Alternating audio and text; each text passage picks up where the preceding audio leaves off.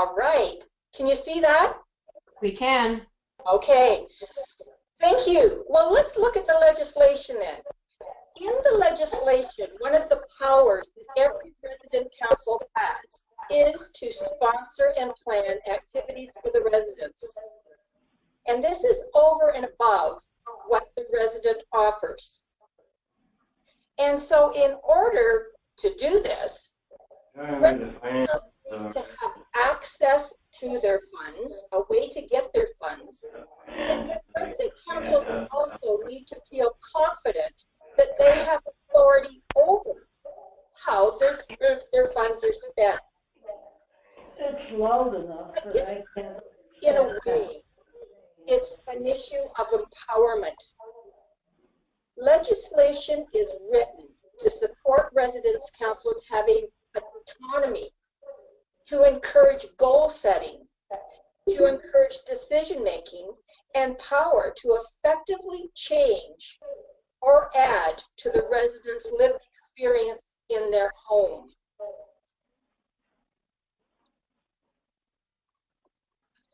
So what does the Long-Term Care Homes Act say about resident council and the management of their money? Well, as you can see on this slide, the act itself is silent. So although the legislation gives residents the powers to sponsor and plan activities, the legislation doesn't address how resident council funds are to be managed. There is no legislation on how money comes in or how money goes out, or who manages the money, or who signs the check if the money's kept in a checking account in the bank, or who actually deals with the bank. There is no mention even as to how much money a resident council can maintain. When speaking to homes, it has become apparent that for some resident councils, managing their funds has become problematic for a variety of reasons. Other resident councils have no problems at all when managing their funds. So after much discussion as to why some resident councils do not have a problem with their money management, it came down to the fact that the resident council had a respectful, trusting relationship with whoever that person was that was helping them with their money management. So interesting. So the legislative stand on the issue, as in all issues identified in the Long-Term Care Homes Act, is to protect a vulnerable population, to provide a framework, a minimum standard that provides protection from power and unauthorized use of funds. The fact remains, as we've already noted, that resident councils are to have access to and authority over funds in order to execute their power to sponsor and plan activities. The process through which resident council obtain their funds and make autonomous decisions is one that's not legislated, but may rely heavily on a culture of trust between the long-term care home and the resident council. And this is just what we were talking about. Many resident councils are in a position to require extensive assistance in the area, given the health challenges, both cognitive and physical, that residents live with each day. The process of obtaining funds, once a decision within council has been made on how residents wish to spend their money, can be met with some barriers. So let's go on to the barriers. And this is only some. The very fact that banks do not come into long-term care homes to assist resident councils in setting up bank accounts is difficult, because this means that in order for residents to have signing authority, they must also have transportation and the ability to travel to the bank. Some, in our experience, well, actually a lot, there's very few banks that provide the service of home visits where the bank employee will travel to the long-term care home to have relevant paperwork signed by residents who are unable to travel out of their home. So it's really worth asking and looking in your community for a bank that will provide this service. Banks are also now required to have a photo ID as a means of identification. And again, many residents do not have photo ID. It's worth asking the question to the bank that is being considered if perhaps they would accept some move-in paperwork that indicates identity of signing officers. Then, of course, with the increasing numbers of residents who live with cognitive changes, there are some homes who just do not have residents who are able to be responsible for resident council banking. Some resident councils don't feel that they have control over what they spend their funds on. And that's a big deal for a lot of homes too, when they don't have that control. So all of these issues may present as barriers. There may be others, but it's important from the resident council perspective that due diligence is exercised. And as an example, that means the questions are asked, people are consulted, banks are invited to provide services, etc., so that the resident council leadership is well aware of what's available to them. In many resident councils, the assistant plays the primary role in this area because that person is able to travel to the bank, prepare paperwork, and ultimately sign the resident council transactions. The important aspect is always to keep in mind that residents' abilities changes, and new residents move into the long-term care home and may have the abilities to become more involved in the financial affairs of council.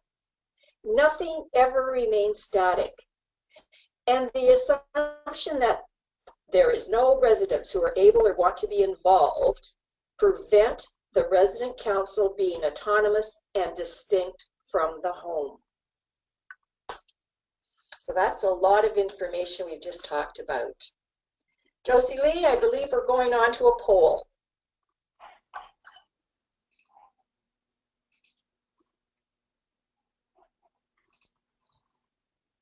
So the poll is now open, everyone.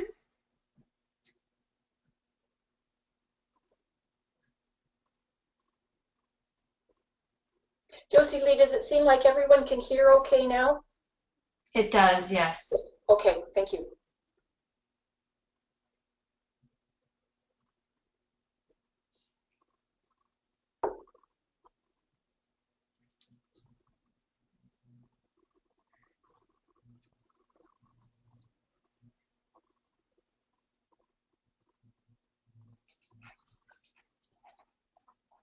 Okay, so the results are in. The question was, is your residence council able to manage their own bank account without any help? 9% of voters said yes, and 91% said no. Thank you, and that pretty much aligns with what I was just talking about. So thank you very much for giving us that information. Now the next thing I'd like to do is just go back to the legislation and talk about interference. And in the legislation, it clearly states that there will be no interference by the licensee with residence council's meetings or the operation of the resident council. The legislation also says that no staff member, including the administrator or other person involved in the management or operation of the home, does anything that the licensee is forbidden to do. So in other words, no one should have any kind of interference with the residence council. But it does raise the question of what is interference, and I guess simply it's when the licensee or administrator prevents the resident council from doing what the resident council has decided it wants to do. Therefore, it's imperative that the resident council has been asked, been consulted, and assisted in making decisions that ring true to the wishes of the residents' council. There is a line that needs to be established that identifies if the resident council needs assistance versus whether the resident council is being persuaded or controlled into certain actions or decisions. Again, often the person who plays this important function is the resident council assistant. And please remember that resident council cannot be told how to spend their monies.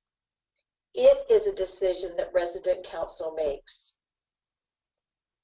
So as we keep in mind the barriers that we've just identified a couple of slides back, let's look perhaps at how some resident councils have set up their bank accounts. So here's 3, but remember, there are 630 resident councils in Ontario. So there will be many different ways that perhaps signing authority is set up if a bank is going to be used for resident council funds. But let's have a look at these 3. The first one is where there's enough residents who are able to manage the banking on their own with no outside assistance needed. And so that came up in our poll with the lower number. This is becoming less common than it used to be, having enough residents to manage this. Residents moving into long-term care homes are living with much more complex health issues than ever before.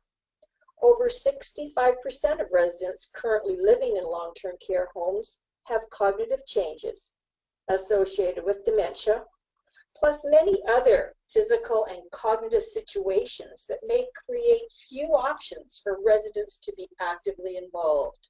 So number 1 is certainly an option, but it's not one that is available to a lot of resident councils anymore. The second example is where the administrator of the home actually manages the banking for the resident council. Some homes find this works well, while other homes doesn't, and that goes back to that interference that we talked about. They're not feeling comfortable. Having the administrator as a signing authority on resident council's bank account is not really considered interference if it is the resident council who decides when and how their money will be spent. And then the third example here is, as you can see, is a combination of persons who share in the responsibilities. There can be a variety of combinations in this example. I wanted to just add something to the end here of this slide, that in some homes, the administrator has designated a portion of the operating budget to the resident council. It certainly is not required because resident council can fundraise and obtain funds independently. We have seen that sometimes this works. The administrator has authorized a certain amount of money, an X amount of money, to be put aside for resident council affairs. The communication is open and transparent. The gift of that money is not controlled by the home in any way. The amount of money is predictable and expected. Therefore, the resident council is aware of a stable source of income. As I say, again, that's not a real big portion, but it has been brought forward, and we certainly wanted to share that. But again, the bottom line here is that the resident council should know the options available to them, and the resident council should be actively engaged in choosing the option that will work best for them. And Josie Lee, I think we're on to our last poll.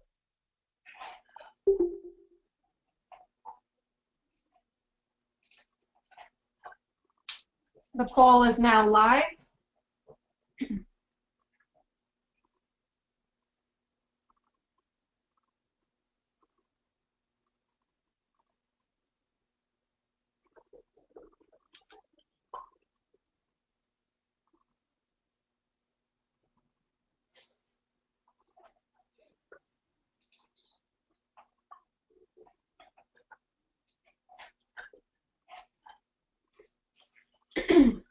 So the results are now in. The question was, does your residence council assistant have signing authority on your resident council's bank account?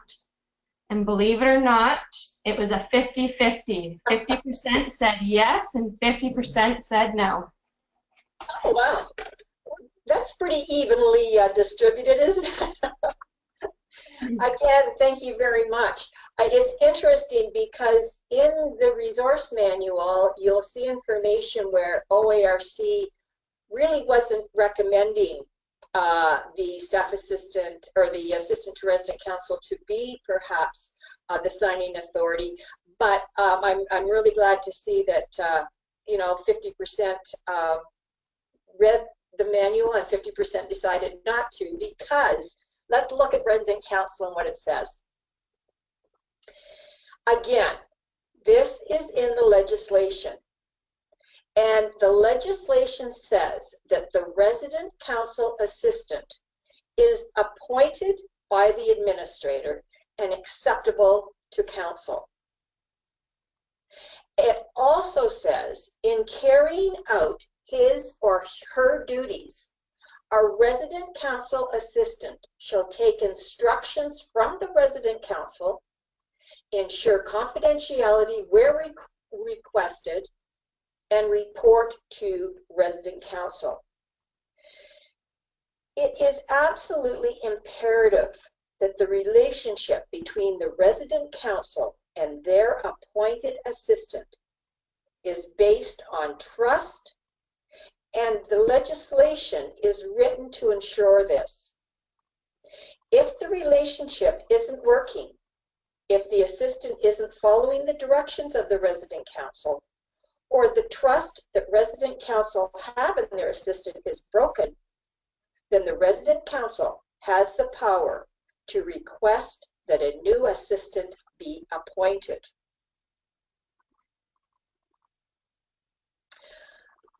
The role of the resident assistant or the resident council assistant may very well be the missing piece to the issue of who is the most suitable to be consistent, stable signing authority. The assistant to resident council is assigned duties by the resident council and essentially fills in any gaps that are present for the operation or processes for the resident council to operate. It's interesting to note that the Long-Term Care Homes Act provides protection for the assistant in the way of immunity. And it's on the slide what it says in the Act, and I'll read it out. No action or other proceeding shall be commenced against a member of a residence council or family council, or a residence council assistant or family council assistant for anything done or omitted to be done in good faith in the capacity as a member or as an assistant. Therefore, what that's saying, the assistant, the resident council assistant, need not be nervous or timid about assuming the role of signing authority. The role is based on trust, positive relationship, and the assistant is absolutely suitable given the scope of the assistant's duty to the resident council in the legislation.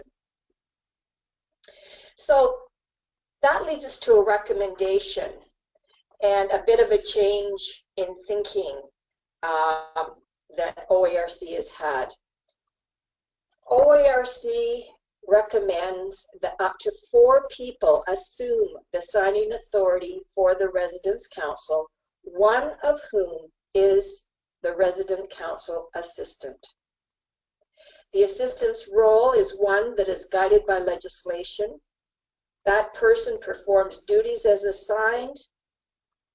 Whatever needs to be done and cannot be done by the residents is done by the assistant.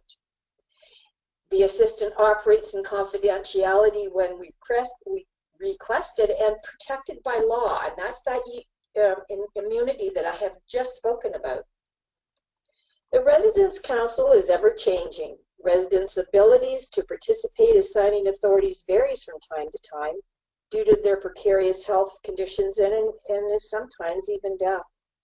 The most prudent way to establish stability in this area is to appoint the assistant as a signing authority, but follow a strength-based approach where the first step is to refer to the resident leaders to sign. Then move on to the assistant only if there are no residents available or able to sign.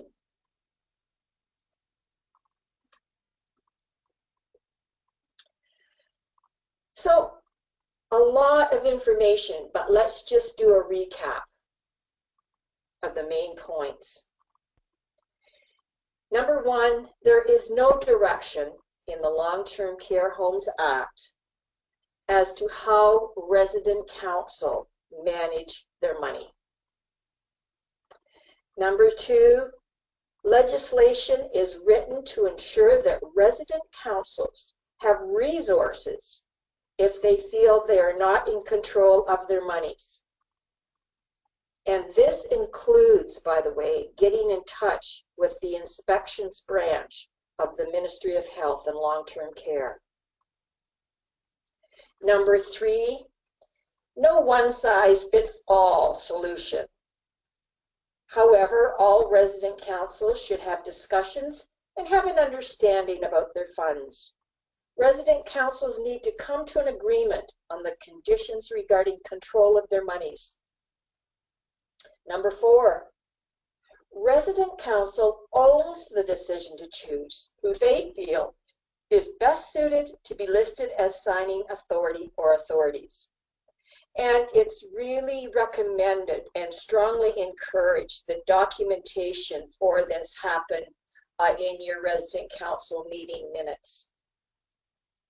The assistant is a very suitable person to have signing authority.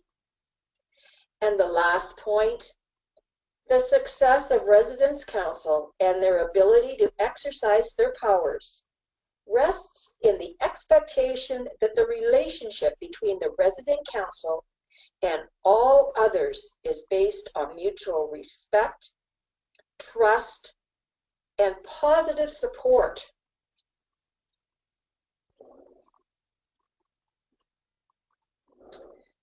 Now, last words. In closing, I just wanted to go back to where we started, and that was with that very simple slide, Money Management 101, where the money comes in and the money comes out. And I wanted to bring this to your attention. This is what the Treasurer's report might look like at a meeting. It has been taken, this is taken right out of the OARC tool entitled Resident Council Meeting Minutes Template. It's part of the agenda and part of the discussions at the resident council meetings. So when you look at this, it's very, very easy just to put what money you have, what money you spent, and make sure that it's totaled at the end. Good place there for some discussion about how monies were spent or what monies will be spent on, and then the acceptance and a seconder to the motion. So I encourage everyone, if you haven't seen the minute template, that you do, and in particular, go to this area and just have a look and see if it wouldn't be workable for your residents' council. And so with that, I think that brings us to questions, thoughts, and comments. And if I don't mix up anything too badly, I might be able to actually get my webcam up again. But Josie Lee, you've been following things. Is there any comments or questions? There was one comment made earlier from Connie, and she writes, "We are not a charitable or not-for-profit, therefore a business account could only be set up at our home. The business account is for the Tuckshop, which is resident-sponsored." Okay. So Connie, your resident council money comes from the Tuckshop? Is that what I'm understanding?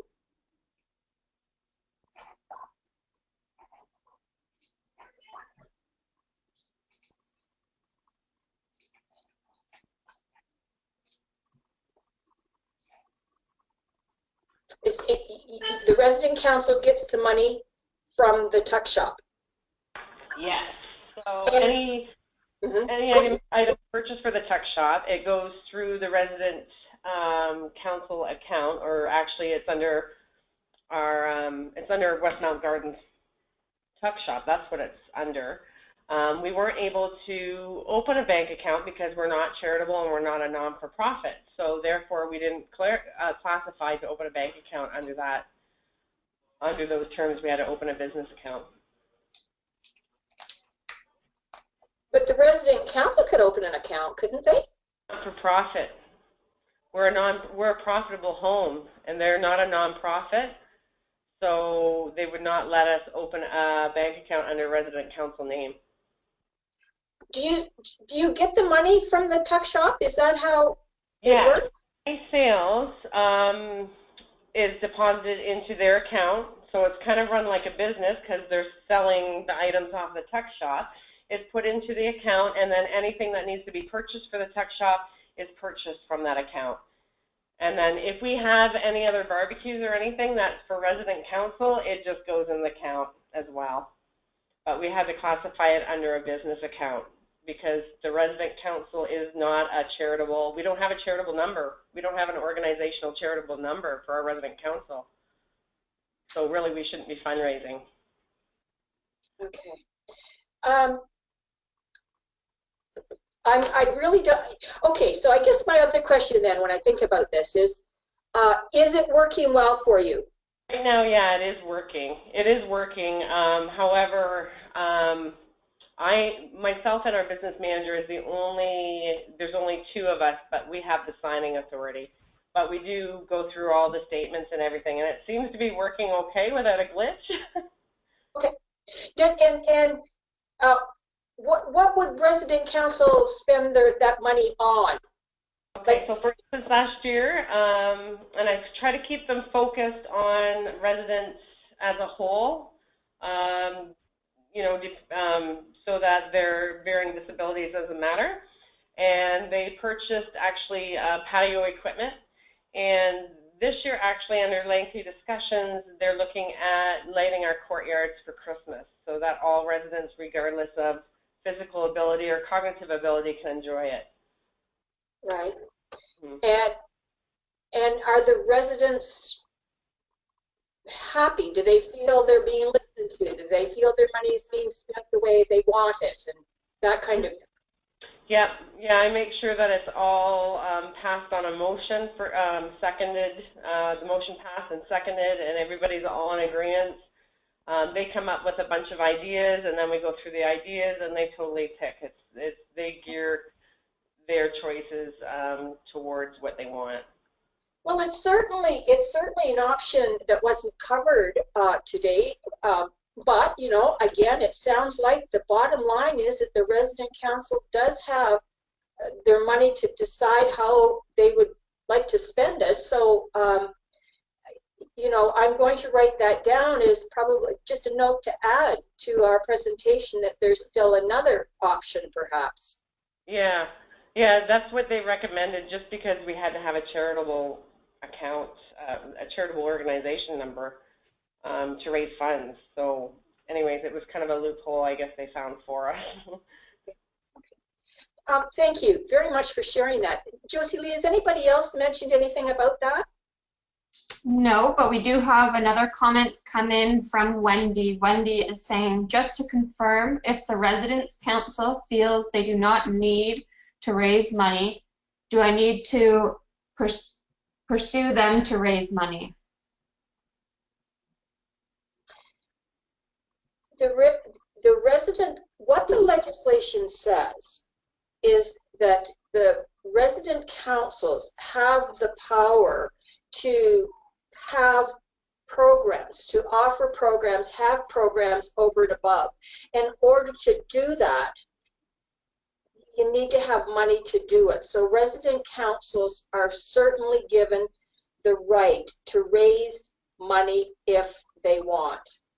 If the resident council says we don't want anything more, we don't want to do anything, we don't want any money, be raising any money, I would suggest, I would think that I would keep going back to that, because as we talked about in this presentation, things never stay the same. People come and people go and things change, and the status quo, you know, changes to something else. So just because for a while you've decided you're not going to do any fundraising and perhaps do something special for residents or do something that you'd be interested in, doesn't mean forever and ever. So I would think perhaps, you know, going back and examining that to make sure that's the way resident council still wants it.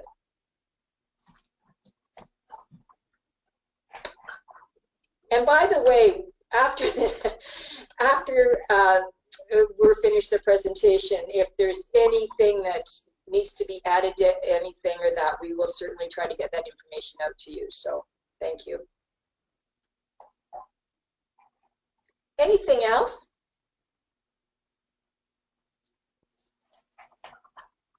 Any other thoughts?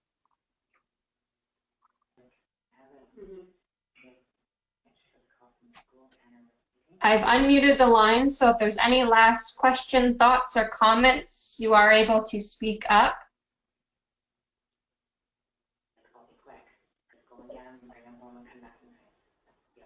Will the presentation be available to print? Was this recorded, Josie Lee? I don't even know. It was. The webinar was recorded, and it will be available at a later date, posted on our website, and a link to the webinar. Okay. Okay. Thank you. And she goes, okay, bye, Wendy. I'm like, okay, see ya. Is there anything else at all anyone has? We've just had another comment come in. When you say it is up to residence councils to make purchases, how much control do we have? And then she writes, I have about 3 or 4 active residents that are always wanting to just buy food.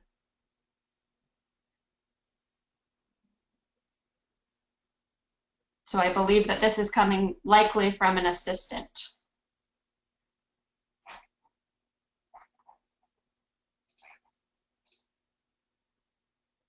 Sorry, Susan? It's okay. I just thought someone was going to say something.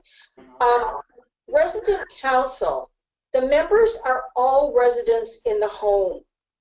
It's a council of equals, and everyone should be brought into the mix when decisions are being made.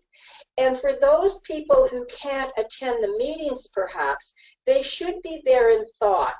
And again, the assistant is a good person to help facilitate with ideas or suggestions or options, taking everyone into consideration.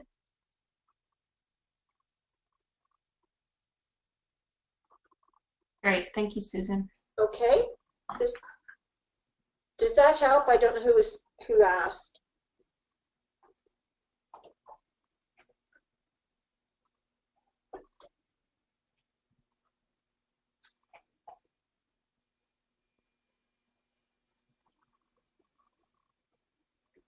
Anything else, Josie Lee?